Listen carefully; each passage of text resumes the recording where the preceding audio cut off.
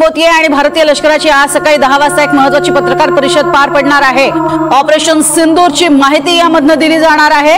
Air strike नंतर भारतीय सैन्याची ही महत्त्वाची पत्रकार परिषद असणार आहे। पाकिस्तानमधील 9 दहशतवादी तळ उद्ध्वस्त करण्यात आलेले आहेत। केवळ आणि केवळ दहशतवादी तळांना लक्ष्य करून भारताने ही सगळ्यात मोठी कारवाई केली आहे। अधिक माहिती घेऊयात रामराजे शिंदे यांच्याकडनं। रामराजे, आता आपण बघतोय महत्त्वाच्या ठिकाणांवरती हल्ला केलेला आहे। ही ठिकाणं निवडत असताना अतिशय ज्याला आपण म्हणतो की काटेकोर पद्धतीनं केवळ आणि केवळ दहशतवादी तळ उद्ध्वस्त करण्याचं काम केलंय आणि आता या संदर्भातली सगळी माहिती भारतीय लष्कर देईल।